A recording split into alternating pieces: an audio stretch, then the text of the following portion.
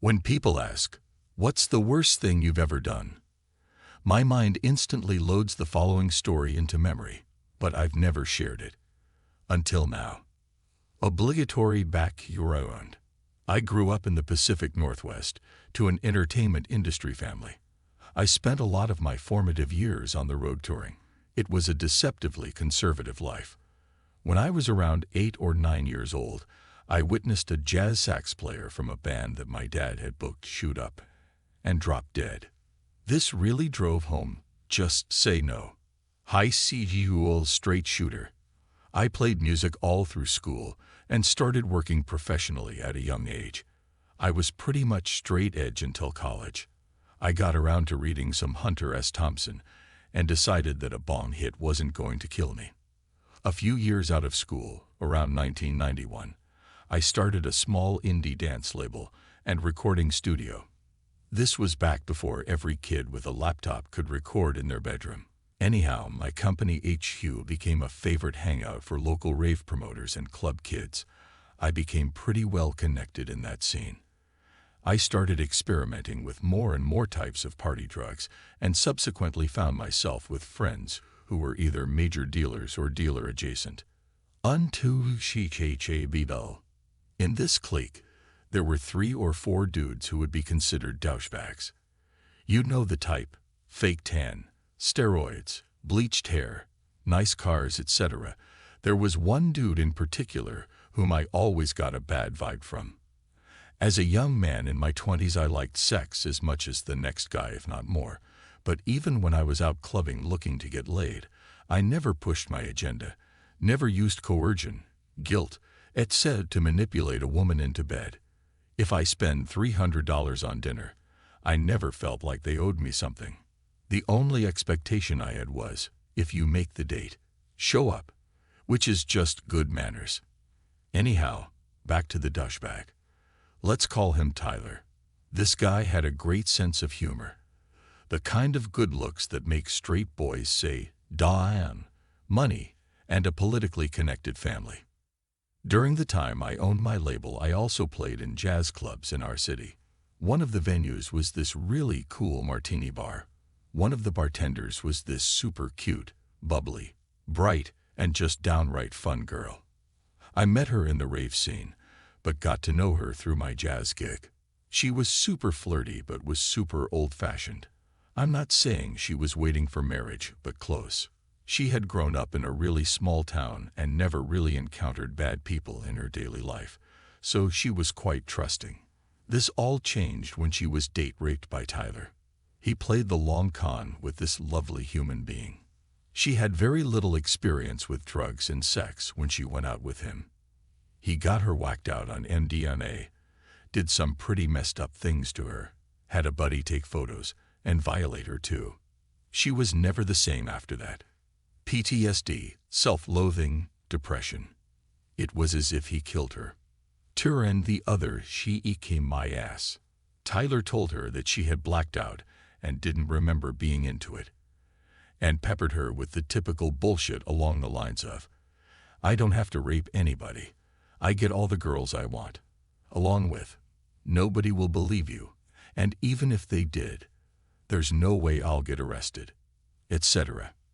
Personally, I was bullied a lot as a kid, and I can take a lot of shit and not blink an eye. But when somebody hurts somebody I care about, I tend to lean toward asymmetrical responses. Ironically, Tyler was not a consumer of drugs nor excessive alcohol. This factors into things later. I spoke to 2 people about my plan. One was a major drug trafficker, the other was a member of state law enforcement. The Cliff Notes version of the retribution was, I purchased about $3,500 worth of heroin in pre-packaged / ready for retail baggies.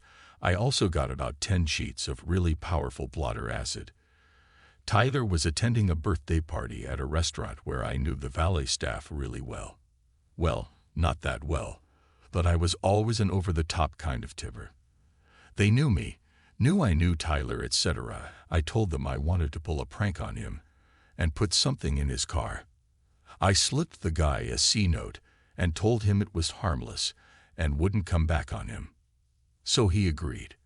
I put the contraband under his passenger seat, gave the keys back, and took off, springing the to rape. Tyler was a creature of habit and always took the same route home. My friend the state trooper didn't know what I was up to. I simply told him this dude who hangs around my circle of friends was becoming a major drug dealer, and it putting my friends in danger. I told him the where and when and left him to his own devices. Around 1:20 a.m. Tyler gets pulled over, and my friend does a DUI check. Tyler went ballistic because he was stone cold sober. The trooper asks if he can search the car. Tyler agrees because he knows his car is clean. He gets arrested for possession intent to distribute, and the legally concealed pistol in his car didn't help either. He followed the law. If he hadn't been such an unfettered asshole, he would have gotten away with no jail time. But he was disrespectful to the judge and got 18 months in prison, not jail, prison. He really was a moron. Instead of keeping his head down, shutting the hell up and doing his time, he acted like a horse's ass and ended up getting killed. I didn't mean for the revenge to go that far, but I don't feel remorse for how things played out one bit. I hope his rapist ass rots in hell. Next story. Trigger Arning. Backstory. My grandpa went to prison in his late teens, early 20s. He ended up spending 11 years in there. This was prison in the 30s and 40s, so to say it wasn't easy is putting it mildly. Anyway, he came out with a terrible temper and more prone to violence. GP, grandpa. GM, grandma. POS, child molester. Story. This all happened in the early 60s in the rural Midwest. GP and my grandma raised their kids the only way they knew how, picking vegetables as migrant farmers. In most of these little towns they lived in, the cops didn't really come around. The people in town just usually handled problems in their own way. In one of these towns there was a POS who it had become known frequently raped his daughters and then would sell them to his friends in a town they lived in before. It was kind of an open secret, but no one had proof. So most of the parents, my grandparents included, just told their kids they couldn't go to that house.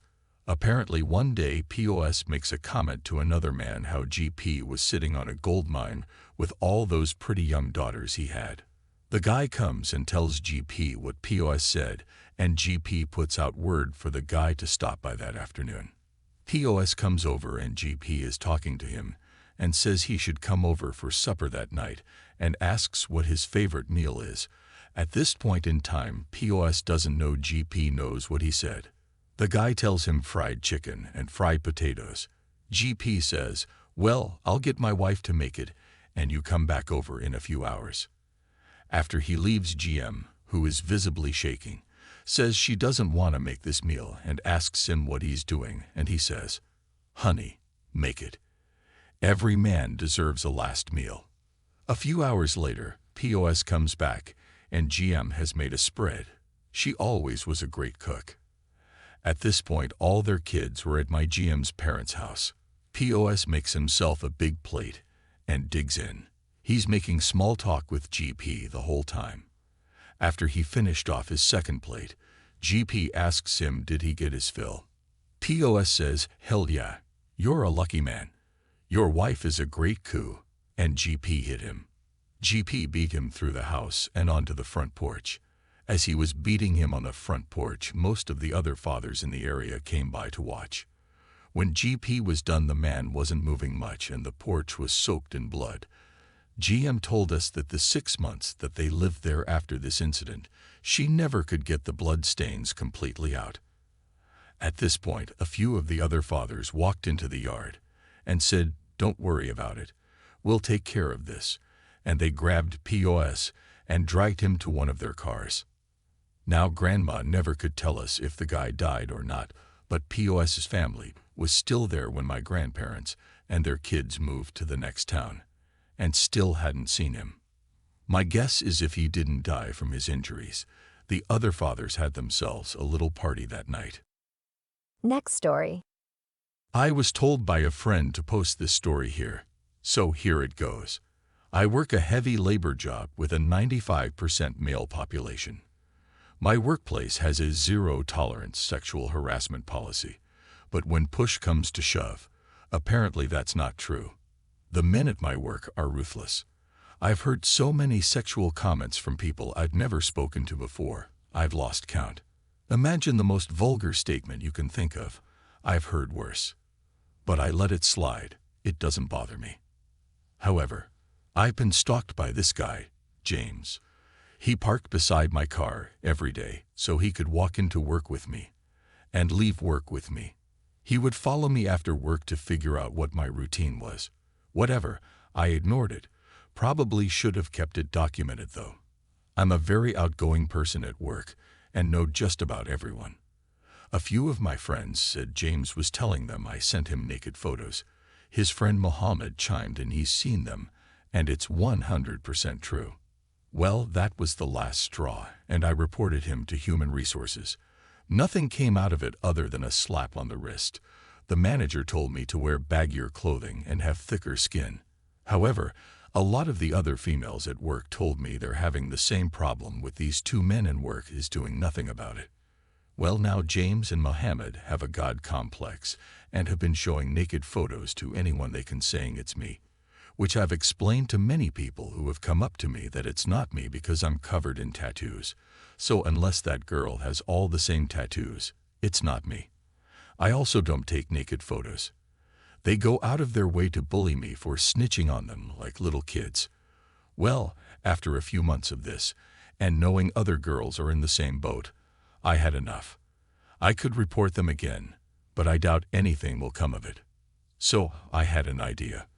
A few nights ago, I was driving home, and they sped past me at the speed of light, honking their horns, high-beaming me, etc. So I went home and gave an anonymous tip to the police because this happens 5 days of the week. The police caught them the next day. Fined for stunt driving. License suspended. Cars impounded for 7 days and need to go to court. Work is a long commute from our town. They have no way of getting to work, and after 7 call-ins, you're fired. Now they can reflect at home with no job, no license, or increased insurance, about how karma is a bitch. I've read all the comments when I woke up. Thank you so much for the support, everyone. I'm overwhelmed by the nice comments towards me. I've been feeling very down about the situation, and you've lifted me up. I'm now documenting everything in case anything else happens. As for the religion comments, I'm sorry this turned into a religious debate. If it gives any affirmation to the Muslims reading this, Muhammad was born in North America and very Americanized. I don't think he practices the religion. Next story. I started working in a machine shop after I finished school with a 2-year degree in machining. Learned all kinds of programming techniques that could make most machines that were less than 30 years old perform moves, and output measurements of parts currently in the machine to automatically perform quality control. This greatly increases quality of parts, as well as reduce waste and human error. I also learned many tricks along the way to make sure that my work could not be stolen. It's my first day on the machine shop floor, and I immediately notice inefficiencies in all the machines in my station. We had to manually perform quality control, sacrificing production time, while also leaving tons of room for human error due to the poor quality of measuring instruments in the shop. I'm new and eager to prove I'm worth more than the original pay they offered. I told my supervisor to let me spend an hour to add a line of code to a machine to demonstrate my skills I learned in school that would immediately cut scrap/waste down by a large portion, without slowing production rates on the line. My immediate supervisor humored me, thinking I was bissing him to try and brown-nose the engineers and lead programmers so I could get brownie points or something. Quick backstory to note. I had 0 experience in a production plant, and said supervisor had 30 years experience in the field. He had a very proud attitude, and genuinely worked very hard to learn what he knew. He was decent to work with, but when I asked questions about some of the basics on this machine, like how to get to the program so I could edit it, he would block my view of what he was doing, and get to the end result quickly without explaining the process. Being new and wanting to learn, I'd always asked to have him show me what he did. He always refused and claimed it was his way of securing his job. Anyway, I programmed the function into the machine in about 2 hours, 40 minutes, and when it comes time to demonstrate the process, it catches a part that is out of tolerances according to the blueprint. I also programmed the machine to output different messages, providing instructions to whoever the operator was on ways to resolve the issue if the part couldn't be salvaged, or to automatically adjust offsets of the tool that machined the feature that was found to be out of tolerances, and rerun said operation, and recheck said feature to ensure quality. All of these functions were performed automatically, without any input from an operator. This is a pretty magnificent feature to have in production, and my supervisor knew that. The supervisor who observed the demo immediately went to report this to higher-ups, who came to view the new feature I had implemented. As the next part was being produced, the quality check move initiated and found that the second part was also bad, and output a message to change tools X, Y-ins. The managers were incredibly surprised that this was all done on an 18-year-old machine, and they looked to my supervisor to ask how he figured it out.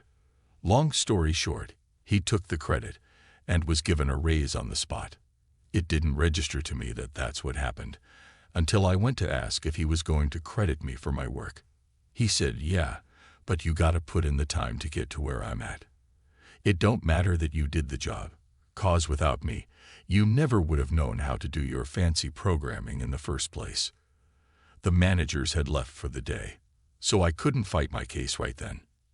The next day, I was planning on informing the managers that I was the one who did the programming to do that. The managers were also former machine shop veterans with 20+ years in the workplace and refused to believe me.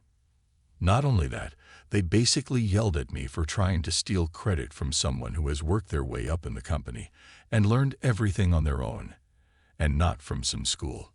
I went to my station even more pissed now, where I was met by my supervisor. He told me that I needed to go around to all the machines that could perform that function and add it to the code. I said, "Not without a raise. My code saves you guys tons and brings the bottom line to a level that McDonald's qualified workers could produce infinite numbers of parts with minimal loss." He said if I didn't do it, I would be fired. So I faked my compliance and started to change code on all the machines. If you know anything about programming, you know you can make something function a certain way until a certain value is met, and then have it completely change afterwards. This was my job security. So I set the quality check up on 18 machines the first day, then the last 30 that weekend, and the managers were praising the supervisor uncontrollably for his innovation. Well, the programs were all set to operate as normal and do quality checks like I programmed the original machine. However, I programmed the rest of the machines to keep track of a new variable. They would run and self-check just fine, until they reached a random number of parts produced, 50500, depending on the production time of the parts run on each machine, where it would then throw up an error code that would only be cleared with a password I had set for it. If a wrong password was provided or someone just hit the enter/reset button, the machine would take its largest tool in the turret and run it rapidly into the solid chuck at maximum runs. I made it so about 65 to 75 hours of production would go smoothly before my job security would kick in. It took 3 days for the machines to hit their magic values, but when they did, boy oh boy was it magically satisfying. The first machine to crash was making parts for the drivelines of a major motor company. The crash was caused while a new operator was running the machine, who I might add was only hired because the program I made let them hire clueless people into the shop and be able to still produce good parts.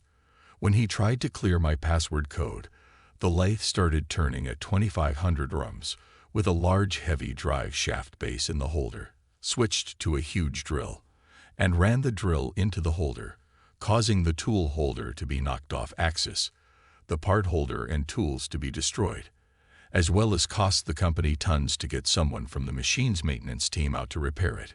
After the first glorious crash, I menacingly mentioned to the supervisor, You should check your codes to make sure they're working properly." He went ghost white. Not a second after, 3 more machines simultaneously crash in glorious fashion.